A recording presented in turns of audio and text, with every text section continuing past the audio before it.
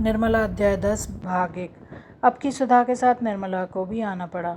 वह तो मैके में कुछ दिन और रहना चाहती थी, लेकिन शोकातुल सुधा अकेले कैसे रहे, उसको आखिर आना ही पड़ा। रुक्मणी ने भूंगी से कहा, देखती है बहू मैके से कैसा निखर कर आई है।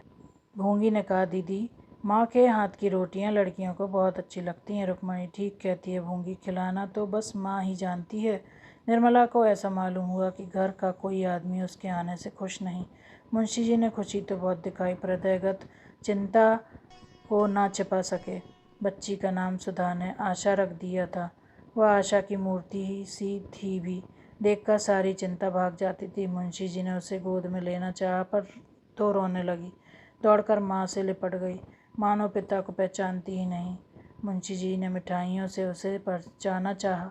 घर में कोई नौकर भी तो था नहीं। जाकर सियाराम से 2 आने की मिठाइयाँ लाने को कहा। जियाराम भी बैठा हुआ था, बोल उठा, हम लोगों के लिए तो कभी मिठाइयाँ नहीं आती। मुंशी जी ने झुंझलाकर कहा, तुम लोग बच्चे नहीं हो जियाराम, और क्या बूढ़े हैं? मिठाइयाँ मंगवा कर रख दीजिए तो मालूम हो कि बच्चे हैं या बूढ़े। निकालिए 4 आना, और आशा के बदौलत हमारे नसीब भी जागें। मुंशी जी, मेरे पास इस वक्त पैसे नहीं हैं। जाओ सिया, जल्द जाना। जियाराम, सिया नहीं जाएगा, किसी का गुलाम नहीं है। आशा अपने बाप की बेटी है तो वह भी अपने बाप का बेटा है। मुंशी जी, क्या फजूल बातें करते हो? नन्ही सी बच्ची की बराबरी करते तुम्हें शर्म नहीं आती? जाओ सियाराम, ये पैसे लो। जियाराम, मत जाना सिया, तुम किसी के नौकर नहीं हो। सिया बड़ी दुविधा में पड़ गया, किसका कहना माने। अंत में उसने जियाराम का कहना मानने का निश्चय किया। बाप ज़्यादा से ज़्यादा घुड़क देंगे, जिया तो मारेगा, फिर वह किसके पास फरियाद लेकर जाएगा। बोला, मैं न जाऊँगा। मुंशी जी ने धमका कर कहा, अच्छा तो मेरे पास फिर कोई चीज़ मांगते मत आना। मुंशी जी खुद बाजार चले गए और 1 रुपए की मिठाई लेकर दौड़ लौटे। 2 आने की मिठाई मांगते हुए उन्हें शर्म आई। हलवाई उन्हें पहचानता था, दिल में क्या कहेगा। मिठाई लिए मुंशी जी अंदर चले गए। जी सियाराम ने मिठाई का बड़ा सा दोना देखा तो बाप का कहना न मानने का उसे दुख हुआ। अब्बा किस मुंह से मिठाई लेने अंदर जाएगा। बड़ी भूल हुई। मन ही मन जियाराम को चोटों की चोट और मिठाई की मिठास में तुलना करने लगा। सहसा भूंगी ने 2 तश्तरियाँ दोनों के सामने लाकर रख दी। जियाराम ने बिगड़ कर कहा, इसे उठा ले जा। भूंगी, काहे को बिगड़ता हो बाबू, क्या मिठाई अच्छी नहीं लगती? जियाराम, मिठाई आशा के लिए आई है, हमारे लिए नहीं आई। ले जा, नहीं तो सड़क पर फेंक दूंगा। हम तो पैसे पैसे के लिए रटते रहते हैं और यहाँ रुपए की मिठाई आती है। होंगी, तुम ले लो सिया बाबू, या ना लेंगे ना सही।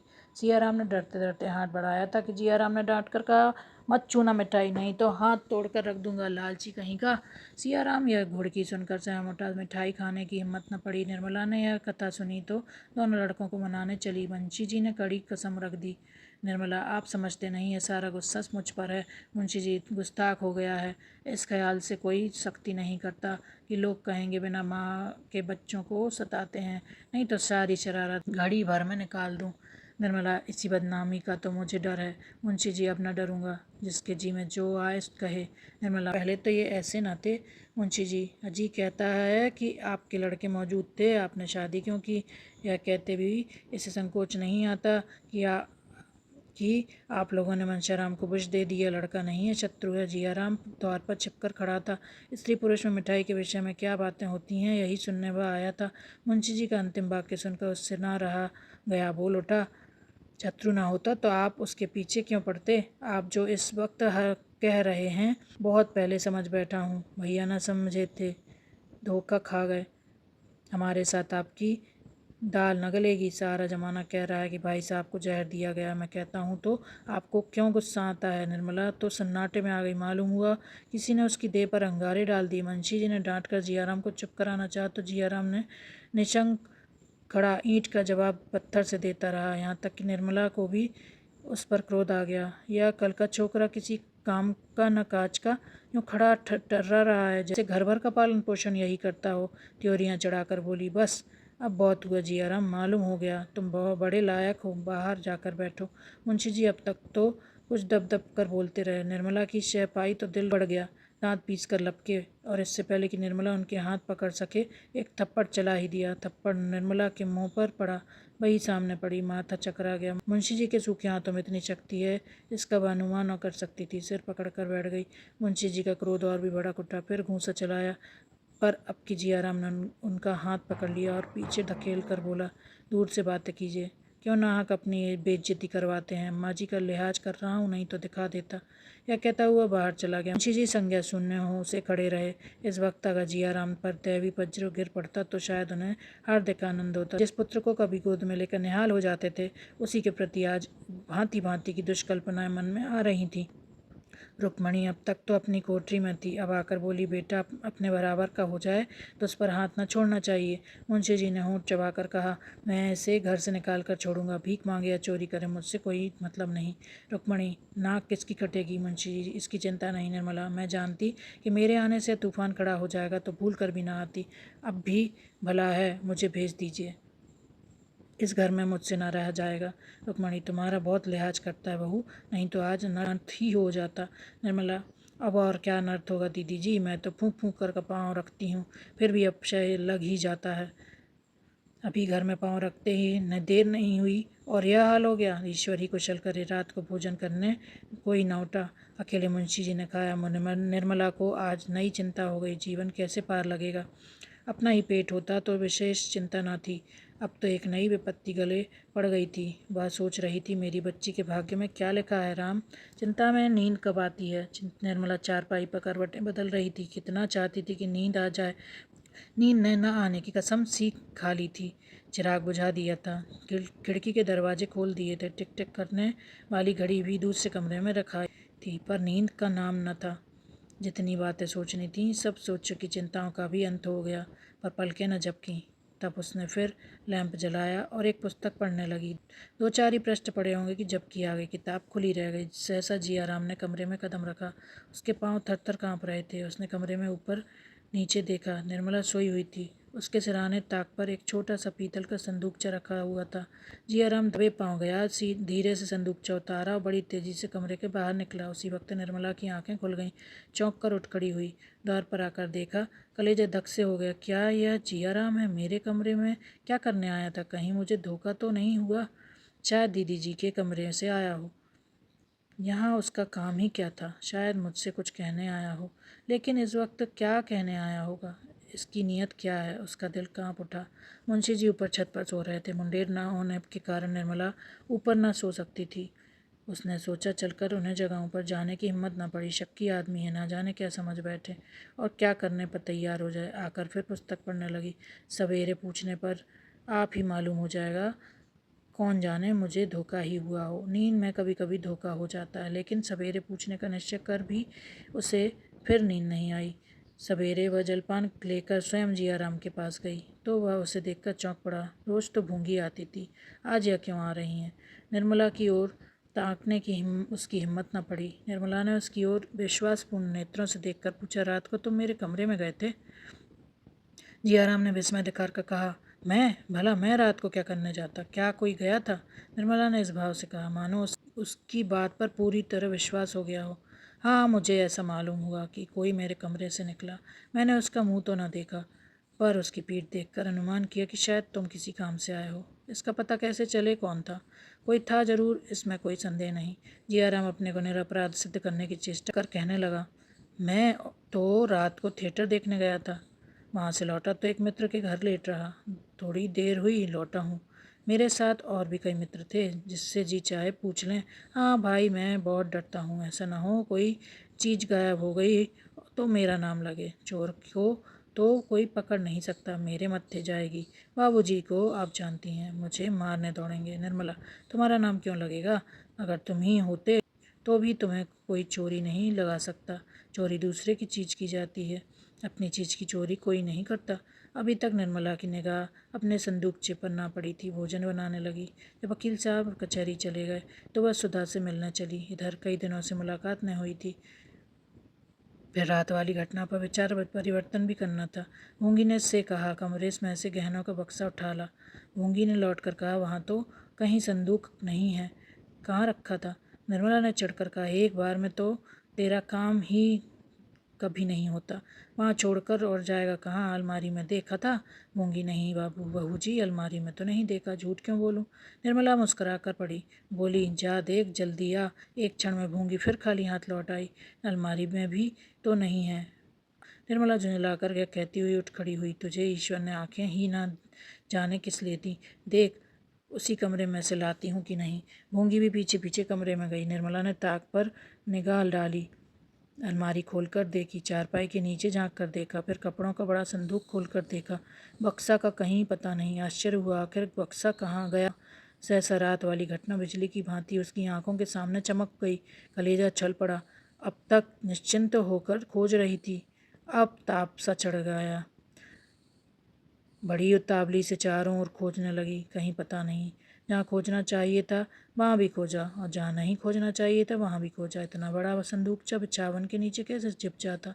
पर बिछावन भी झाड़ कर देखा। क्षण क्षण मुख की कांति मलिन होती जाती थी, प्राण जी में समाते जाते थे। अंत में निराश होकर उसने छाती पर एक घूंसा मारा और रोने लगी। गहने ही स्त्री की संपत्ति होते हैं, पर पति की और किसी संपत्ति पर उसका अधिकार नहीं होता। इन्हीं का उससे बल और गौरव होता है। निर्मला के पास 5-6 हजार के गहने थे। जब उन्हें पहनकर वह निकलती थी तो उतनी देर के लिए उल्लास से उसका हृदय खिला रहता था। एक एक गहना मानो विपत्ति और बाधा से बचाने के लिए एक एक रक्षा शस्त्र था। अभी रात ही उसने सोचा था, जिया राम की लौंडी बनकर वह न रहेगी। ईश्वर न करे कि वह किसी के सामने हाथ फैलाए। इसी खेवे से वह अब अपनी नाव को भी पार लगा देगी और अपनी बच्ची को भी किसी न किसी घाट पहुंचा देगी। उसे किस बात की चिंता है? उन्हें तो कोई उससे न छीन लेगा। आज ये मेरे सिंगार हैं, कल को मेरे आधार हो जाएंगे। इसी विचार से उसके हृदय को कितनी सांत्वना मिली थी। वह संपत्ति आज उसके हाथ से निकल गई। अब वह निराधार थी। संसार से उसे कोई कोई सहारा न था। उसकी आशाओं का आधार जड़ से कट गया और फूट फूट कर रोने लगी। ईश्वर, तुमसे इतना भी ना देखा गया? मुझ दुखिया को तुमने यूं ही अपंग बना दिया। अब आंखें भी फोड़ दो। अब किसके सामने हाथ फैलाएगी, किसके द्वार पर भीख मांगेगी? पसीने से उसकी देह भीग गई। रोते रोते आंखें सूज गई। निर्मला सिर नीचा किए रो रही थी। रुक्मणी उसे धीरज दिला रही थी, लेकिन उसके आंसू न रुकते थे। शोक के ज्वाला कम न होती थी। 3 बजे जियाराम स्कूल से लौटा। निर्मला ने उसके आने की खबर पाकर विक्षिप्त की भांति उठी और उसके कमरे के द्वार पर आकर बोली, भैया, दिल लगी की हो तो दे दो, दुखिया को सताकर क्या पाओगे? जियाराम एक क्षण के लिए कातर हो उठा। चोर कला में उसका यह पहला ही प्रयास था। यह कठोरता जिससे हिंसा में मनोरंजन होता है, अभी तक उसे प्राप्त न हुई थी। यदि उसके पास संदूकचा होता और फिर इतना मौका मिलता कि उसे ताक पर रखावे, तो कदाचित वह उस मौके को न छोड़ता। लेकिन संदूक उसके हाथ से निकल चुका था। यारों ने उसे सर्राफे में पहुंचा दिया था और आने पौने बेच भी डाला था। चोरों की झूठ के सिवा और कौन रक्षा कर सकता है? बोला, भला अम्मा जी, मैं आपसे ऐसी दिल लगी करूँगा? आप अभी तक मुझ पर शक करती जा रही हैं। मैं कह चुका हूँ कि मैं रात को घर पर न था, लेकिन आपको यकीन ही नहीं आता। बड़े दुख की बात है, मुझे आप इतना नीच समझती हैं। निर्मला ने आंसू पोंछते हुए कहा, मैं तुम्हारे पर शक नहीं करती भैया, तो मैं चोरी नहीं लगाती। मैंने समझा शायद दिल लगी की हो। जियाराम पर यह बात चोरी का संदेह कैसे कर सकती? दुनिया यही तो कहेगी कि लड़के की माँ मर गई है तो उस पर चोरी का इल्ज़ाम लगाया जा रहा है। मेरे मुंह में ही तो कालिख लगेगी। जियाराम ने आश्वासन देते हुए कहा, चलिए मैं देखूं आखिर ले कौन गया, चोर आया किस रास्ते से। गूंगी, भैया, तुम चोरों के आने को कहते हो? चूहे के बिल से तो निकल ही आते हैं। यहाँ तो चारों ओर ही खिड़कियाँ हैं। जियाराम, खूब अच्छी तरह तलाश कर लिया है? निर्मला, सारा घर तो छान मारा, अब कहाँ खोजने को कहते हो? जियाराम, आप लोग सो भी तो जाती हैं मुर्दों से बाजी लगाकर। 4 बजे मुंशी जी घर आए तो निर्मला की दशा देखकर अच्छी तबीयत है, कहीं दर्द तो नहीं है? कह कर उन्होंने आशा को गोद में उठा लिया। निर्मला कोई जवाब न दे सकी, फिर रोने लगी। भूंगी ने कहा, कभी नहीं हुआ था। मेरी सारी उम्र इसी घर में कट गई, आज तक 1 पैसे की चोरी नहीं हुई। दुनिया यही कहेगी कि भूंगी का कोस है। अब तो भगवान ही पत पानी रखे। मुंशी जी अचकन के बटन खोल रहे थे, फिर बटन बंद करते हुए बोले, क्या हुआ? कोई चीज़ चोरी हो गई? भूंगी, बहू जी के सारे गहने उठ गए। मुंशी जी रखे कहाँ थे?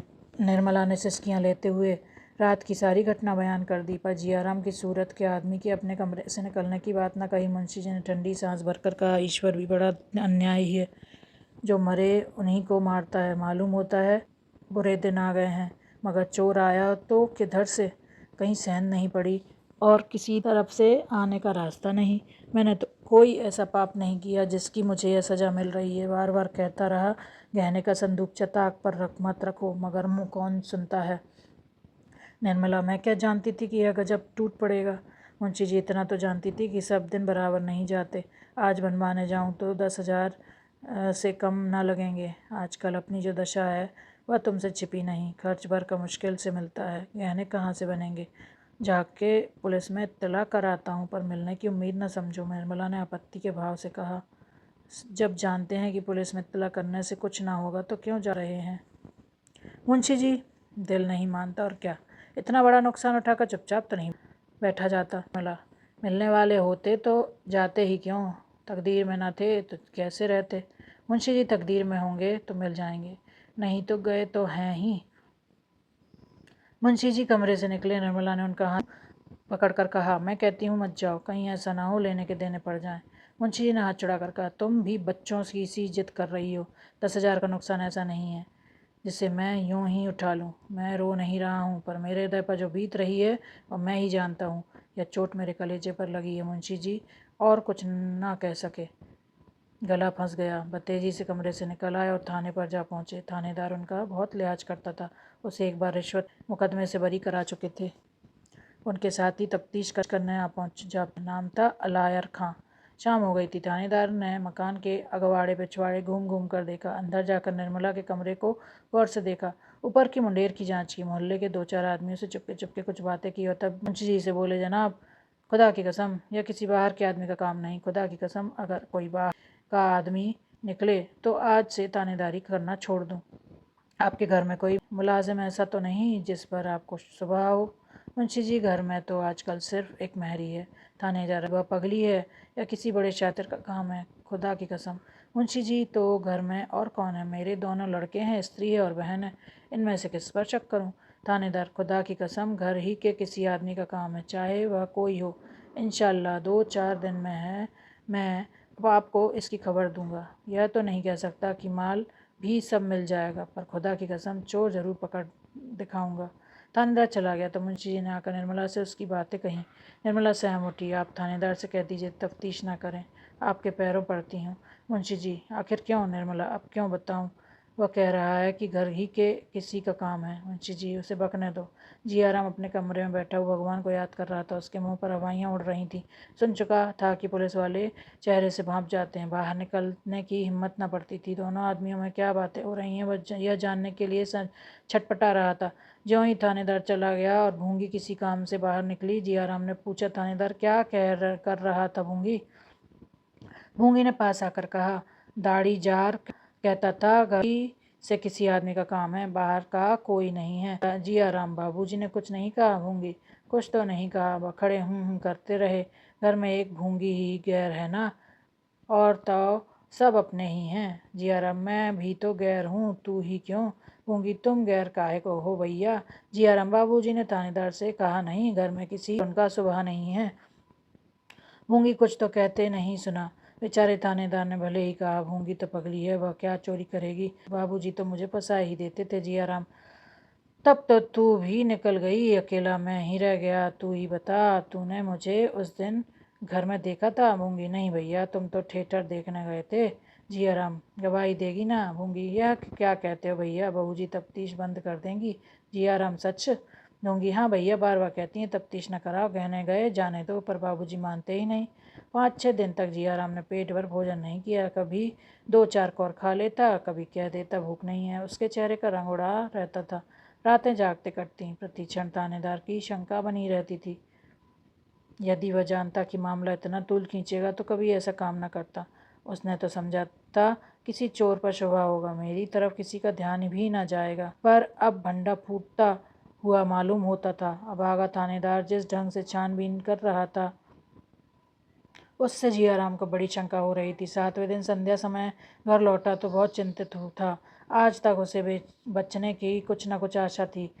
माल अभी तक कहीं बरामद न हुआ था, पर आज उसे माल के बरामद होने की खबर मिल गई थी। इसी दम पर थानेदार कांस्टेबल लिए आता होगा। बचने का कोई उपाय नहीं। थानेदार को रिश्वत देने से संभव है मुकदमे को दबा दे। रुपए हाथ में थे, पर क्या बात छिपी रहेगी। अभी माल बरामद नहीं हुआ। फिर भी सारे शहर में अफवाह की बेटे ने ही माल उड़ाया है। माल मिल जाने पर तो गली गली बात फैल जाएगी, फिर वह किसी को मुंह न दिखा सकेगा। मुंशी जी कचहरी से लौटे तो बहुत घबराए हुए थे, सिर थाम कर चारपाई पर बैठ गए। निर्मला ने कहा, कपड़े क्यों नहीं उतारते? आज तो और दिनों से देर हो गई है।